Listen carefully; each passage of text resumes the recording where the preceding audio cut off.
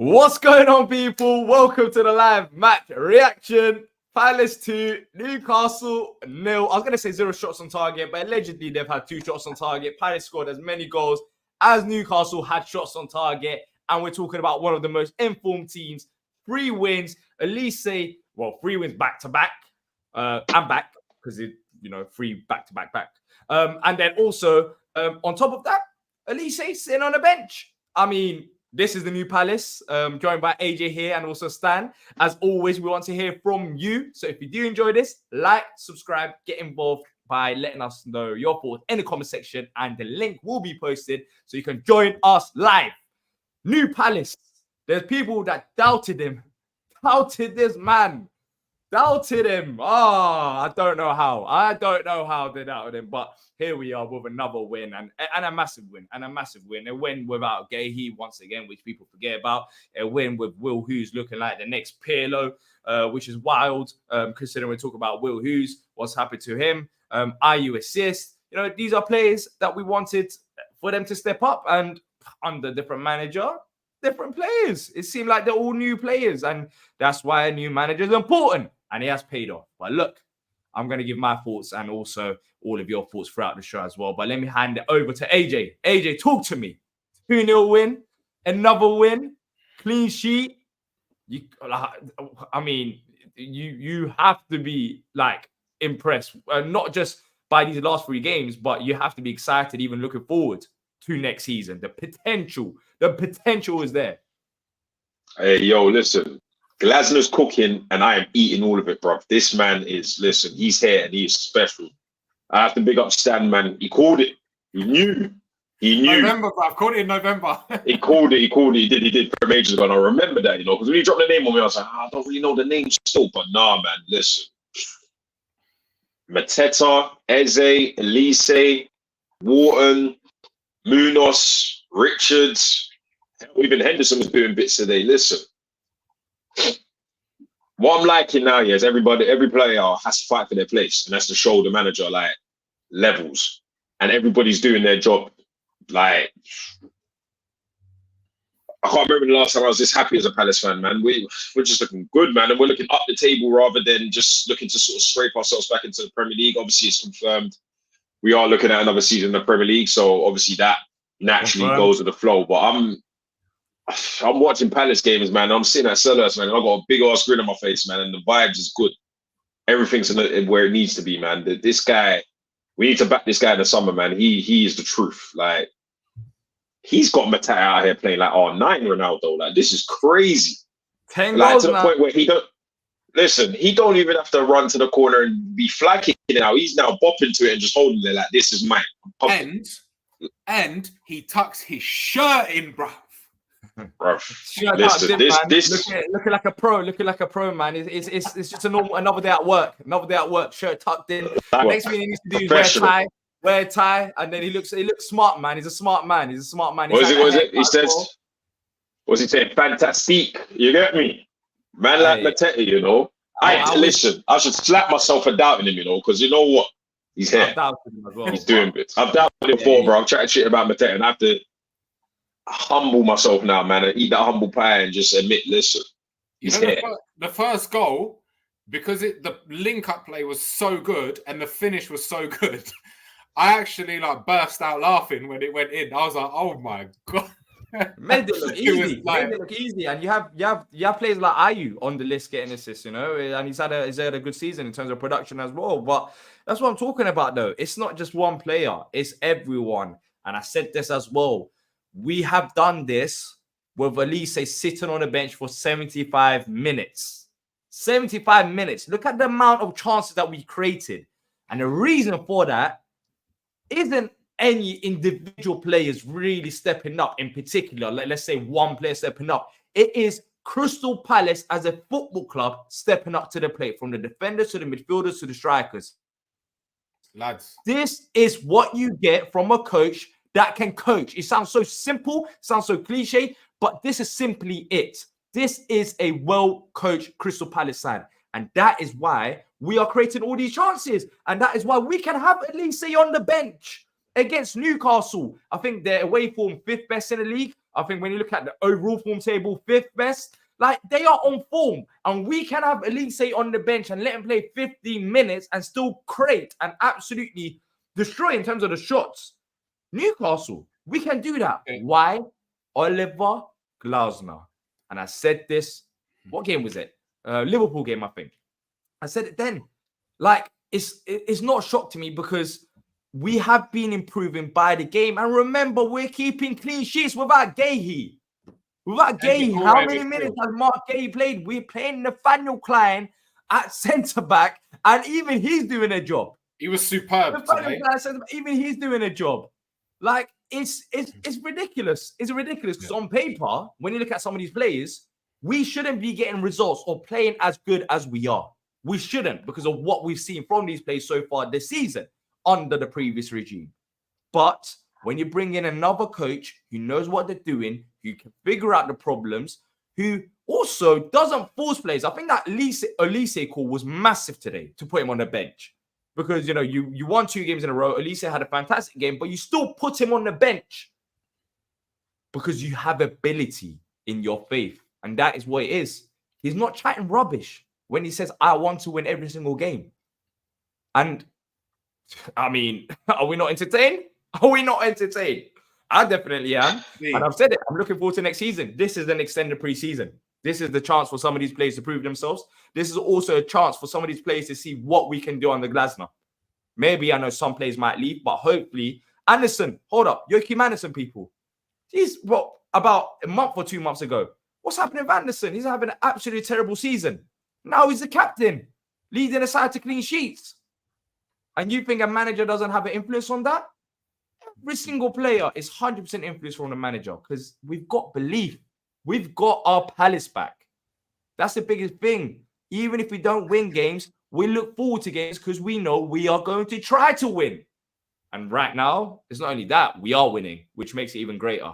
But it is what it is. For those who don't believe from the neutrals, one day they'll come on board. And they'll slowly come on board, 100%. Because Glasner, I've said it, as much as I love Vieira, I think Glasner's ball is more sustainable and suitable in terms of what he wants to do to us in the long run rather than Vieira. Vieira's ball, I think, was maybe, it's hard to say more exciting right now, but high pressing and, you know, possession and what he wanted to do, very exciting. But I think Glasner can actually lead us to results, which Vieira done in his first season, but in the long run, because I think it's perfectly balanced in terms of when to press, when to defend, when to do literally everything is perfectly balanced. And I think that suits us the best. But look, let's bring on Nick first. He's been waiting.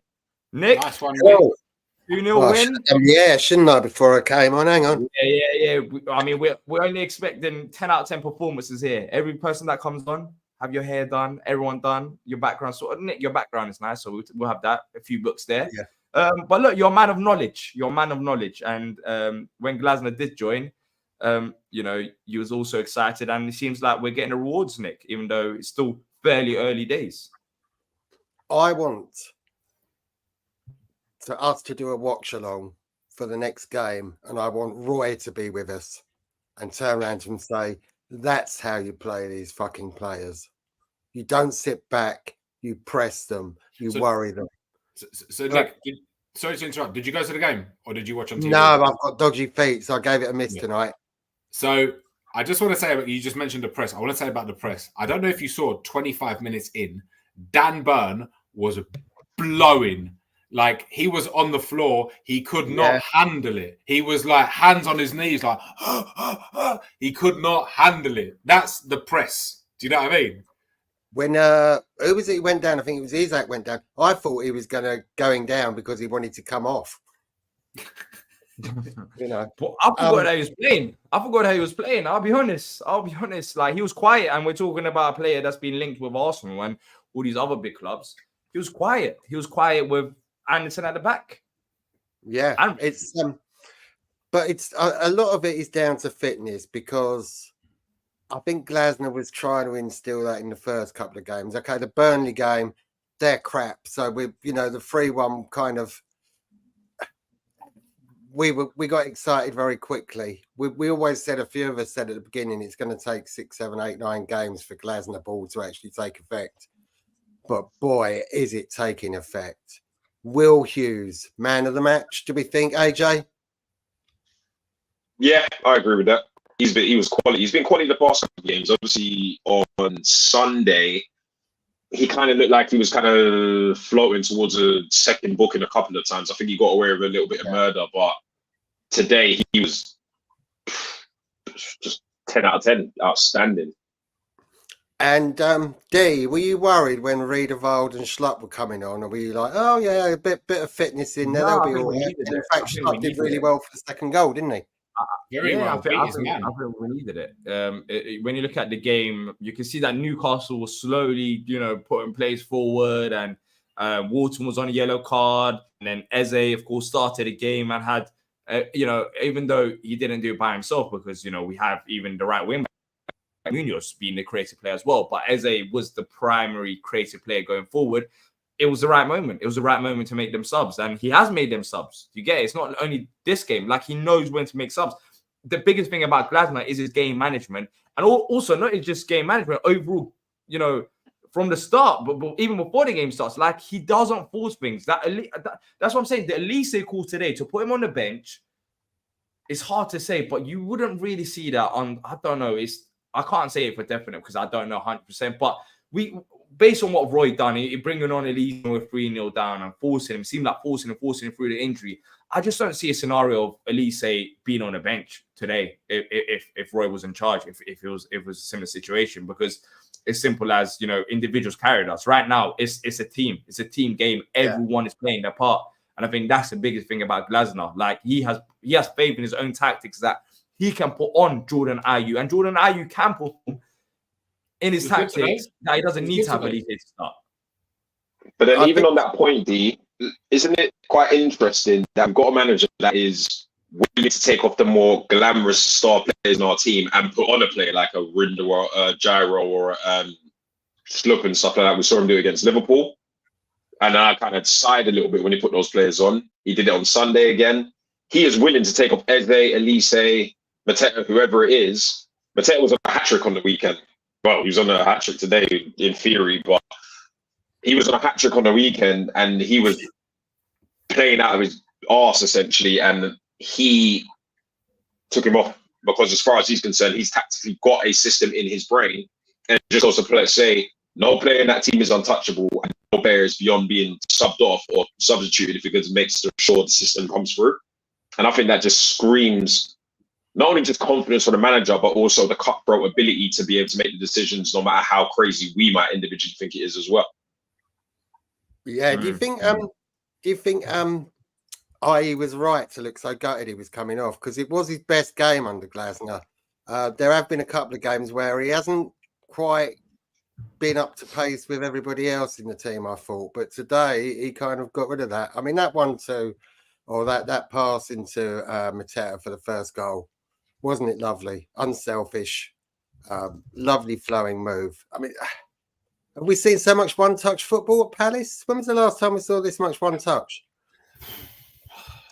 I just can't get Nobody knows. I don't know. Not in my memory. I can't get my head around how they're playing, though, because it's like how you should play football, and like, why weren't we doing this beforehand? Like, we obviously need to add some. Couldn't do it because the fitness wasn't there. That's the problem. Like, that's why it's even more impressive what Glasner has done, because Glasner not only had to come in and change the tactics, but he's had to make some of these players who didn't look like Premier League footballers who could play 90 minutes, and he's had to improve the fitness levels on top of getting its system right and understanding the players. Like, he's had so much to do on his plate as soon as he walked through the door, and that's why it wasn't ideal, but it was needed. And this is why I respect Glasner a lot, because all of the other managers that we were linked with, they didn't have the balls to step up to the plate and take the job. And that goes down to what was the names? Like Steve Cooper apparently wasn't too keen at the time. And then we had, who else was it? The ex-Wolves manager, what's his name? Lopetegui. And I said at the time, I said, if they're not keen and up for the job right now, don't come to us in the summer. Don't even come to us at all, because clearly you're not built for this. You don't have faith in your own ability. Only Glasner did. And I understand why Glasner did, because he actually knows what he's doing. He knows what he's doing. He's done it abroad in the Bundesliga. He's done it in the European level. I mean, he's won a Europa League, and you kind of understand it with his tactics. His tactics are on point, and he has worked so far. And I'm not saying we will win every single game, and I say this every single stream. Like, there might be a Fulham game where we might have blips on the road, and that is normal because we are still fairly new. But the early signs are very impressive because we are doing this without a transfer window, without a pre-season under this manager. And you think about what can happen next with a pre-season, with a transfer window, and also players out of contract. Now, if Palace are serious, and this goes down to all of the management at Crystal Palace, because there's been heavy criticism, there's been banners this season, which we've never seen before. If we are serious about pushing forward and taking this club to the next level, as some owners say, you show it this summer. You show it this summer. And 100%. You make, well, whatever move you have to make, you have to go and do it this summer. You have to back this manager, because he's clearly showing that the players are on board with his tactics. Not only that, they seem like they're enjoying it. And a lot of players that were out of form now, are playing on top level. And not only that, we are getting results as well. So we have to back him. It is simple as that. This next level nonsense that we've been hearing, instead of talking about it, let's actually do it. And let's actually see where we can go as a football club if we want to invest to push up the table rather than down. And they might have to make some big moves. And that's I'd part say of it. They might have to sell one of these players, or that might have to happen. But if that's what they need to do, then they need to do it to back this manager. Because I can't have another season where we go into a season and we talk about, we should have bought player A, player B, player C, and why didn't we back him? And so, we can't do that. Let's actually go for it.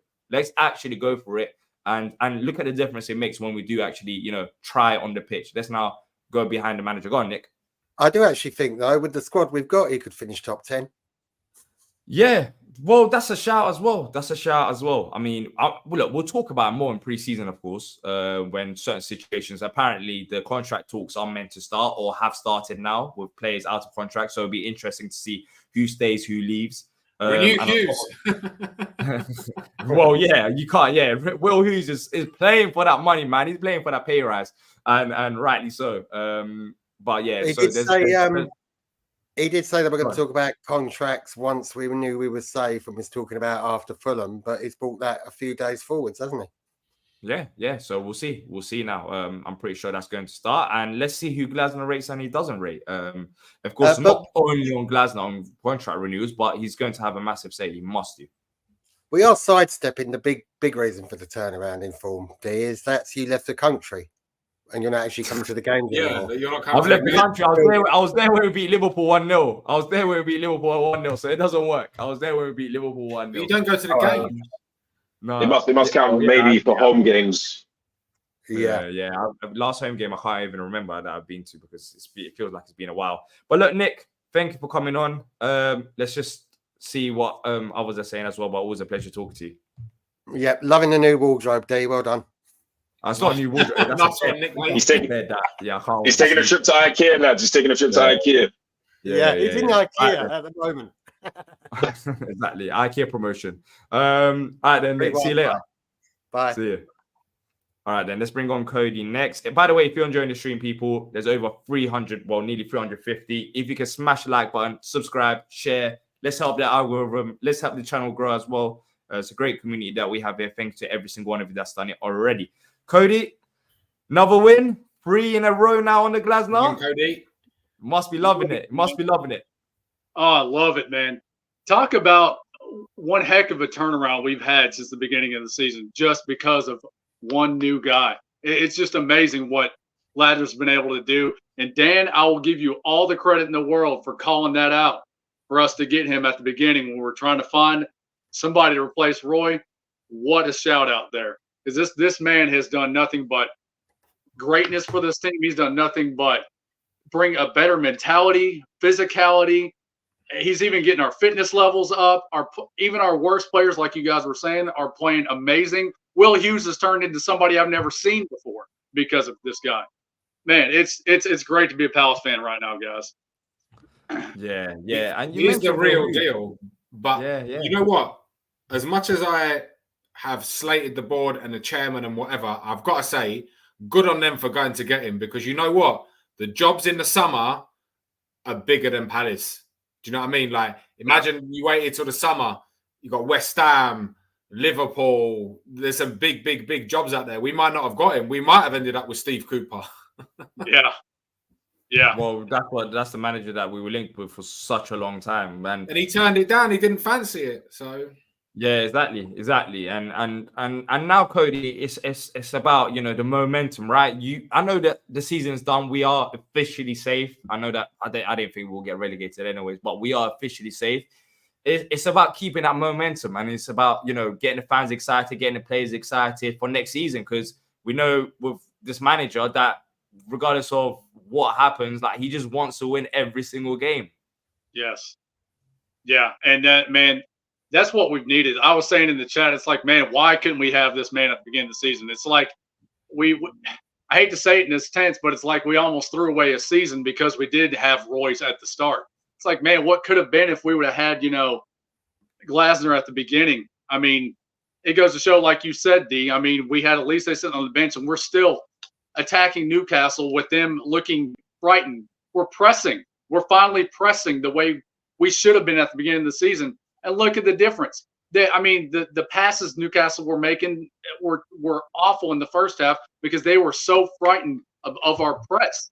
That's all we've needed. That's all I've been saying at the beginning of the season. We need to press. We need to, you know, attack from the beginning, and we're finally doing it. Thanks to Glasner. But, man, for next season, I know it's almost impossible for us to probably keep Eze and Elise after this season. But, man, if we could keep them both and go into next season with this momentum, oh, dude, there's no telling where we can go with Glasner running the helm. And then, of course, getting back other players like Decore, França. I mean, sky's the limit as long as we got Glasner, for what I'm seeing right now. And the other thing is, Newcastle are sixth. They're trying to go Europe. We battered them. We absolutely battered them. Like, they had they created literally nothing. I know Henderson made 2 really good saves, but their whole tactic was ball over the top or ball down, ball through the middle to Isaac, and that was it. We battered them. Yeah, and I want to give credit, man. Richards, I mean, the whole defense of the whole back three, credit to them for shutting down Isaac today. Because, I mean, I know he's one heck of a baller, and teams have had plenty of problems with him, you know, in the past, but man, good job by them. I mean, there's nobody on the team I can't say that didn't anything negative about at all. And Munoz, man, what a freaking signing. What a freaking signing we got from him. We needed him, yeah. Watching Munoz today, and not just today, I was baffled for a very long time why we didn't sign another right back. It felt like we kind of said, oh, it's only right back. But in a modern day, you need a player like Munoz who can attack as well as defend, because he just causes problems, especially in Glasner's system. It would have been impossible to do with Nathaniel Klein and Joe Wood. I mean, the system just simply wouldn't have worked. But Munoz, you know, fantastic piece of business. And Cody, like, I just wanted to ask you this. Not only Munoz, you mentioned Eze and keeping him for next season. And I've been, not only me, there's been a few others here that's been questioning Eze whether he can do it without Elise. But today, he stepped up to the plate. He stepped up to the plate and he looked like, you know, he can lead that creative line without Elise. Is it a case of Eze just getting a bit more used to Glasner's system and, you know, coming back from injury? Do you think it was just rust and now he's back to his best form? It could be. I was also thinking along the lines, you know, with Roy, we were just so back in defense with Roy. And it's like Eze now has the freedom to just roam the field. That's his role in this team. He roams the field, finds the open spaces, takes the ball down, finds the open passes. I mean, we didn't have that to begin with at the start of the season. Yeah, he was hurt, and that might have had something to do with it. But I think Glasner's given him a lot of freedom with where he needs to be on the field compared to, you know, I think Roy was more on the spot of, you know, I need you to stay in position, stay back, and then counterattack when we have the opportunity. But with Glasner, I think it's just a refreshment for Eze. He's almost like tuning the team a little bit for Eze so he can have the freedom role. But it could be. I think it could be him just working off Russ. But whatever Glasner's doing with Eze, it's working, because a couple weeks ago I was kind of shy on the fact of, maybe Eze might not be the right type of guy in this system, but slowly but surely, especially after today and in our last game against West Ham, yeah, he's the perfect fit for now. I see, because all he needs to do is just roam the field. That's all he needs to do. That's what he's there for, and he does it spectacularly. Yeah. I think he's had. That's the thing. It was weird because even in games where he's had an assist or a goal, like he's had spells where he just disappeared. But today it felt like from minute one till he came, till he came off, he was consistent. And I think that's the biggest thing. It's not like his game and momentum swung from one side to another. He was pretty consistent throughout the game. And I think that is what he should, that's what he should be aiming for. And it clearly shows that he's got it in him, but he just has to now do it from this game onwards to the other games as well. But Cody, just quickly, what do you want to see now till the end of the season? Look, 3 wins in a row. Of course, everyone wants to see us win every single game, and that would be the dream. But is there anything else in particular that you want to see from Glasner or from some of the players? Because now that we're safe. Yeah, honestly, since we are safe, I don't see the problem with maybe letting some of the guys off the bench, like Ozo Ahamada getting some time, especially Ahamada, because I'm still yet to see where he belongs in the squad, if he does at all. He's had some rough couple games here lately. Terrible against West Ham, like he was bad, wasn't he? He was poor against West Ham. He was having a mare that day. It's hard to say. I think he needs a loan, personally. I think he just needs to go alone and just get used to week in, week out. Maybe even championship, maybe something like that. Yeah, I think so too. Yeah, but I would like to see Ozo a lot more. And we've seen him before. He's got the potential to do what we need him to do. It's just he hasn't got the chance yet. And with us being safe now, there's no harm, no foul. Subbing him in for maybe like Hughes or Wharton. And that's one thing I didn't get off of this game. I think it was like the close to the 80th minute, maybe a little bit afterward. I can understand the IU substitution coming off, but I think it was 1-0 at the time, but for Wharton to come off for Schlupp, I didn't really necessarily understand that, because I think he could have went through the entire game and been more of a safety blanket for us to make sure we win that game, rather than subbing somebody in and maybe not having the quality of Wharton on the field compared to Schlupp. Yeah. I didn't have personally. I didn't have any problems with the subs because of how the game was going. But I don't know if AJ and I thought we were knackered. I thought we needed to make a sub. I thought Wharton was knackered. He was on a booking. Okay. We were lucky at the end for them not to give that penalty, because I've seen them given. We were lucky, because that, But listen, we battered them from start to finish. I'll tell you one thing as well. My mate who supports Newcastle, and he's a bit like up himself. He thinks Newcastle are like the bomb, whatever. And he was like, "Oh, you overwatered your pitch. Typical shithouse tactics from Palace."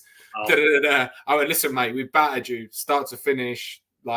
Don't make excuses. It's nice to beat them because they've done us over the past couple of years. Nice to beat them, Yeah, for sure. For sure, it's nice to beat them. Right, I think we've lost D, or he's having a stroke. I'm not too sure. He'll be back. Here he is. There he is. I've also got to jump off as well. I'm going to leave it to AJ and Cody show now. Yeah, it's the AJ and Cody show, mate. I'm going to have to jump off, guys. All right? Yeah, man. All right, Stan. Take it easy, man. Up to Palace, lads. Up to Palace. So what are we saying, Cody? What do we need for the rest of? So you've obviously D's mentioned about the rest of the season, right? Cool. That's fine. Not a problem. So one question I had actually that I want to sort of get out is, how do the players that are currently absent from the team get back in? because you've got to think about Decore, you've got to think about Lerma, you've got to think about Gay. Like, what are we saying? Like, well, how do these players get back into the squad? Man, or do they? I don't know, AJ, dude. It's we've got so many good options in midfield now. It's like, what do you do with them? I mean, maybe if we get some players back, maybe we can throw in I mean, I know Glasner, with what we have set up tactically wise, is really working for us right now. But maybe we could have those extra guys for maybe, a third midfielder in the middle. I mean, I don't know if something like that doesn't change. I mean, yeah, we might have to let go of maybe one or two guys, or I don't know, because all of them. You have to put Gay into the side. I think it's a case of even when Ayew was in the side, when Elise was out injured, when Elise came back, Ayew just dropped to the bench, and that's how it works. Like, Gay is a center. First of all, let's start with this. Gay is a centre back. Klein ain't. As good as Klein is playing, he's not centre back. And Gay is on his day, I think he's our best defender, without a doubt. He's unreal, and I think that's the most impressive thing about this, is because when you put Gay into the side, he can handle that pressure. Like, he's so comfortable playing on the ball. I think we improve as a team even further, and we're talking about a team that limited Newcastle to only 2 shots on target, that kept clean sheet at Anfield. How on earth does this team look when you have Gay in the side? I don't know, because right now I'm seeing the defense be near enough perfect. But that's the thing. Like, we still haven't had that. Decore is another player. And also, someone mentioned it. França. Like, França coming off the bench will be a good option as well. Rather than Jeffrey, França coming off the bench, I think that would be a good option as well. I think you'll be able to offer a bit more going forward. And it'll be good to see what França can do under Glasner, because a lot of these players have improved. And naturally, I know it's been a long season for him. At times, we've had the previous manager criticize him. He's barely had any minutes. He's adapting to a new country. He's had injuries. Probably for the best that France just sits out the rest of the season and starts fresh in the summer. But that's another player. That's another player. And these are players that we still don't have. And despite that, we're still getting results. But look, that's Glasner. That is Glasner for you. And hopefully it does continue, because all I want is, from here to the end of the season, more wins, more wins, more wins. Let's end the season on a high and start the preseason fresh and ready, and hopefully with new signings and ready to kick on, man. I'm excited about next season. But look, Cody, thank you for coming on, bro. Hopefully you catch up with Cheers, Cody. See y'all later. Take care.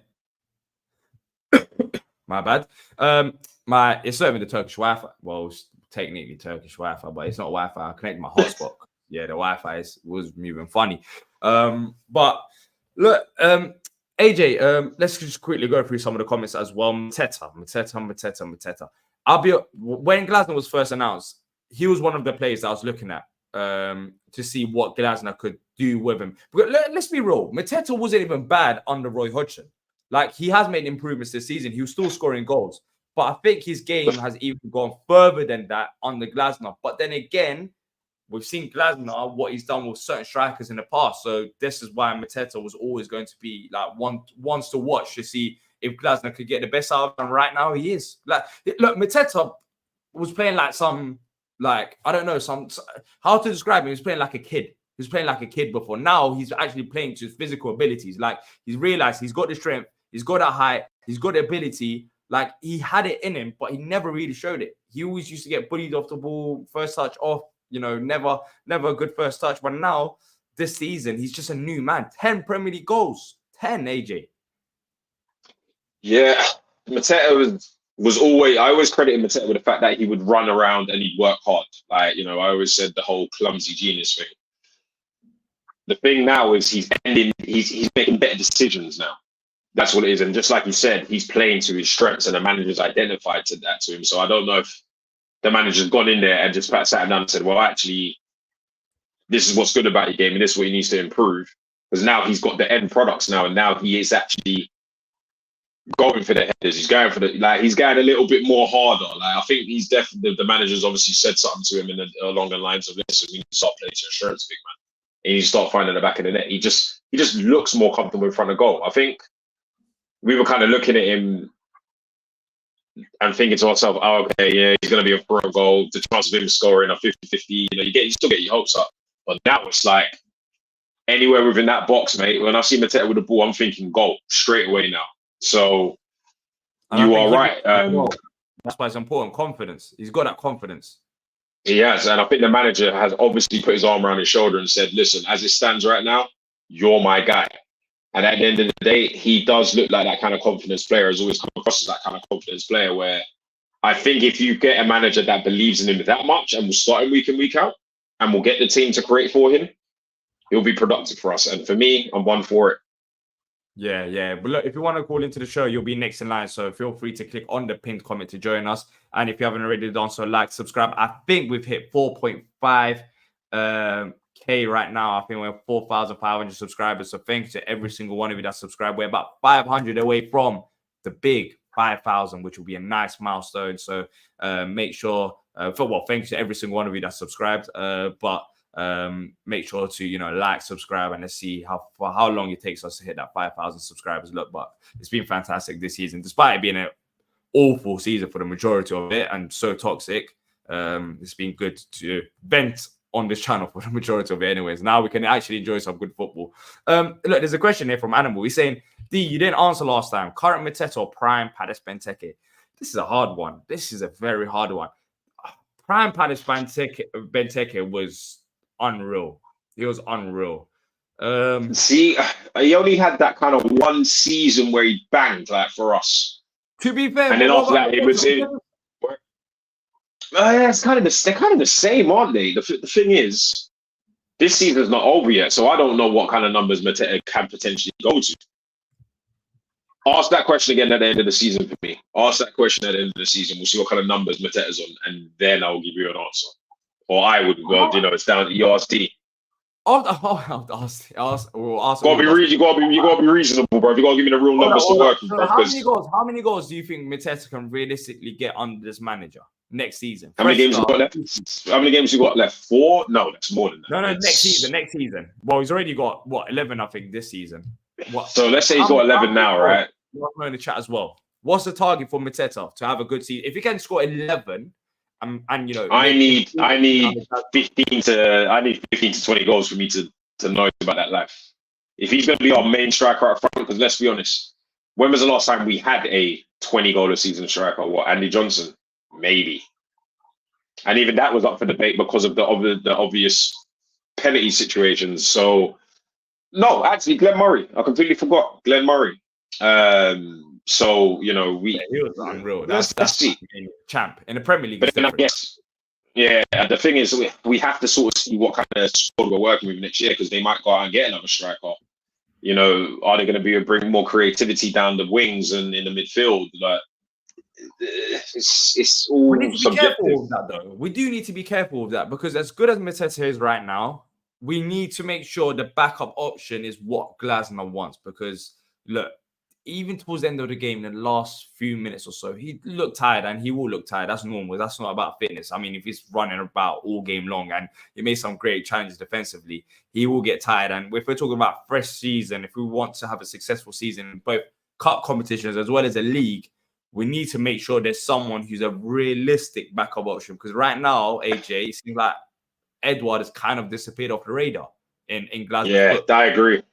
And I think at the same time, what you've got to take into consideration is, if we go 3 months into the new season and Mateta's only banged 1 or no goals, we're going to go back to this kind of conversation and be sitting there thinking, well, why did we not get another striker? We blame another striker. We just got gassed by the purple patch Mateta's in. I would give Mateta something to worry about. And I don't know if that looks like we get rid of Edouard, or Edouard has to start finding some kind of form, because I don't think the younger options in the team are quite ready to challenge Mateta. So do we actually go and get? Do you think the way Edouard plays fits the way Glasner? What I saw out of Edouard, and I'm going to just use Sunday as an example, because obviously I was there, I saw him in real time. I'm going to be honest, bro. He's coming across as very lazy to me. He's coming across as very lazy. The rest of the team are running their socks off. They're pressing. They're working. They're doing 1-2s. I've always been very hot on the topic of saying he always needs balls to feet, and he looks like he just can't be bothered. And that is the vibe I've had for Edouard probably since day one, to be fair. I thought he was the better striker out of the two initially. I'll be fair and honest with that. But after seeing what Mateta does and how he runs, and now he's got that end product to his game, I have to kind of put Edouard aside on this point because he has to change with the team, or the team will move on without him. If we want to progress and go up the table, we cannot afford to have passengers. We need guys that are here, that are serious, and are going to follow the manager's system. And if that means we have to sacrifice Edouard, I couldn't care less. Is what it is.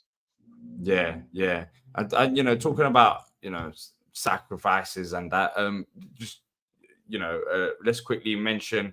Just want to quickly give a quick mention to Dean Henderson. I thought his actual save is very good, but I think if we want to talk about one downside, I'll find out the stats right now, but his distribution at times, AJ, I don't know. Maybe I'm looking too much into it. It's just they're not ideal. I think that's the side of his game that lets him down. But I guess he's got a bit of time this preseason until the end of the season to try and improve that, because there's times where it's not that hard of a pass and it seems like he just overthinks it and it just doesn't go well.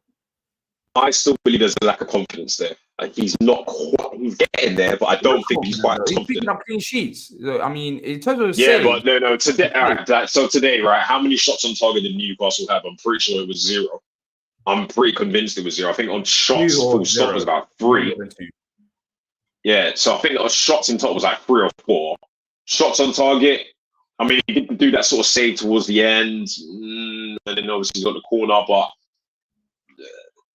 Let's see him have a. The stats is he 21% passing accuracy today, 21%, and I'm just looking at that's poor. That's simply he only made 5 accurate passes out of 24, and by the same.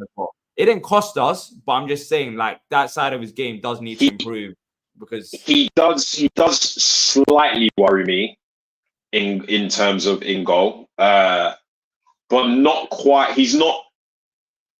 I still think he's competent enough to kind of keep us in games because he is showing small bits of quality.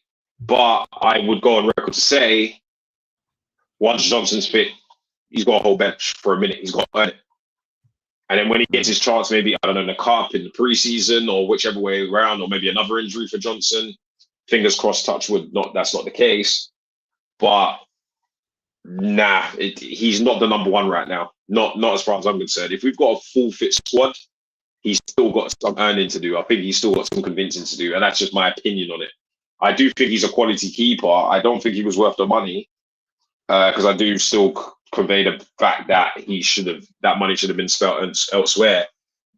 But he's still an England goalkeeper, and he's still got a lot of potential there, and he's still a very decent age for what we did pay for him. But he ain't it, not right now. And I don't know if it's going to be a case of he's going to grow in confidence come towards the end of the season. He will get maybe a couple more clean sheets, and then obviously we're having a different conversation. The distribution, it's not really the save itself. That's the weird thing. But the distribution, the distribution matters. Just as we spoke about fullback and the importance of having a fullback that can attack in the modern day, especially with how we want to play as well. Distribution does matter, and it's the only negative. We've been speaking about positives for like 43 minutes, or like there's so many positives, but the only real negative is your goalkeeper having thankfully it didn't cost us, but 21% passing accuracy is just too low. It's just too low. But then is it one of them? Is it one of these situations where he's just literally clearing the ball under pressure like that? Because there's also a differential between that. Listen, he's not Edison, and he's not going to get the ball and start flicking over. He's not going to get the ball and start flicking over strikers' heads or trying to Cruyff Isak and play things like that. I don't expect him to do that. At the end of the day, I expect him to do his job first and foremost, and that is get clean sheets. He's got 2 out of the last 3 games, which were Liverpool and Newcastle, who are capable of scoring quite freely. Obviously, the defense is probably helping to make him look good as well, and obviously the way we're playing contributes towards that. But at the end of the day, on paper, he is technically doing his job. So, I mean, yes, his distribution is not nice on the eye. I agree with that. There have been some times where I see him just boot that ball and it nearly hits me more than it hits the player. So, conversations have obviously got to be had at some point. But I don't know. Can you coach that into him at his age?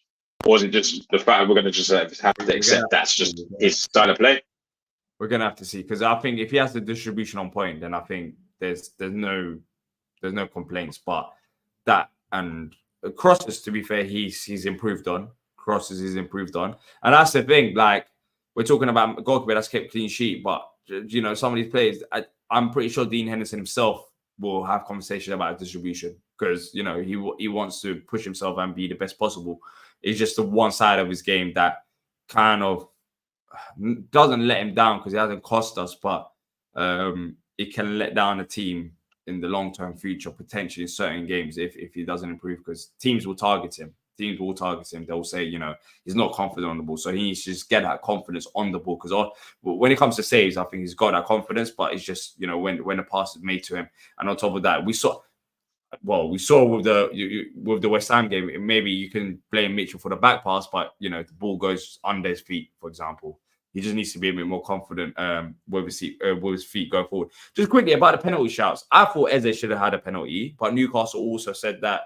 Newcastle fans, anyways, are thinking that they were hard done by Longstaff. Do you think we go away with it? Nah, I think it would have been a case of, if you had given one, you would have had to have given the other. And I'll be brutally honest, I thought both of them were like, I agreed with the referee of both of them. I thought they were just both very, very, they were both looking. That's it. Like, Longstaff's one was pathetic, because he not only did actually that, bro, he didn't even tap him on the chest like that. But the contact wasn't like, I mean, it's the equivalent of you walking past somebody in the street and saying, "Excuse me," like, and then there was like a 2-second delay, and then all of a sudden he starts spinning around and falling to the ground. Like, come on, big man, you're like 6'2". Like, let's be a bit reasonable here. Not even that much there. Like, he basically touched him. That's it. They were at that point. They were desperate. I'm going to be honest. It was just desperation, looking for a penalty. I think with the Eze one, also quite light, to be honest with you. There's no way I'm going to criticize one and not criticize the other. I thought both of them were light. And I think the referee might have made the right decision on both of them. I would actually debate that Longstaff could have potentially even got booked for that dive, because it was ridiculous. And I'm starting to get a little wound up about that, because as far as I understood, if you are caught diving, i.e. simulation, trying to earn penalties and stuff like that, I'm so sure you're supposed to be booked. So, but you know, when it comes to Premier League consistency anyway, when we all know that, especially when it comes to Selhurst Park as well. So, as far as I was concerned, there was no penalty on both. Yeah, apparently, I don't know. Apparently, the Premier League's corrupt or something towards Newcastle. That's what some of their fans are saying, but I'm pretty sure not all of them. Newcastle say a lot of things. I think the referee didn't have a great game for both teams. I don't think he did. He kind of crumbled. Just make sure that social media team don't jump on Twitter, and then we should be all right, innit? Yeah, exactly. Well, exactly. As long as we don't tweet about it, that's fine. I mean, we don't have to tweet about it. Just we won the game. We got bigger things to No, I'm not gonna say bigger fish to fry. Just quickly before we wrap up. Look, nice win against Newcastle, 3 wins in a row. Fulham next. Surely you have to be, you know, trying. Am I going to be arrogant or am I going to be chilled? I don't know. Light work. I already know. You know what, right? I'm gonna be outside, having a little tan, enjoying the sun, probably a pina colada, you know, by the pool, and then at 5 o'clock, I just want to see some Glasner ball to top it off, man. We better be that win. Do you know what, right? I might be talking a little bit out of turn here, but I kind of want to catch Brighton, you know, and I don't think it's impossible. What? Impossible what? To be Fulham? Of course it's impossible. To catch Brighton, we need as much points as possible. 11th, the 10th and 11th is not impossible. I'm being ambitious, but the way that this manager's talking and the way that it's all slowly coming together, difficult but not impossible. Yeah, Brighton's got City next, so hopefully City get that win, and then they got 2 games in hand, and then they got Bournemouth still to play, Villa, Newcastle, Chelsea, United. Like, there are points there to be dropped, as you said. Like, even though they got 2 games, those teams have got Europe to fight for. I mean, they're out of Europe now, and I don't think they're going to get Europe again next season. I don't think that's going to happen. I think they're kind of out of it. Well, personally, Fulham's next in line. So literally, game-wise and league position-wise, they're 13th. We're 14th. Because but then I know there's a couple teams with games in hand above us. To be fair, so That I'm very aware of and that I'm very cautious of. But you know what? Get the points on the board, man. Let's just keep cooking, man. I think with Fulham is very beatable. If we get into the same mindset and gameplay that we've been in recent games, Fulham's got problems. Fulham will be in trouble. But it's subject to us keeping the consistency. Do I think we're going to win the rest of the games for the season? Unlikely. Is it possible? Yes.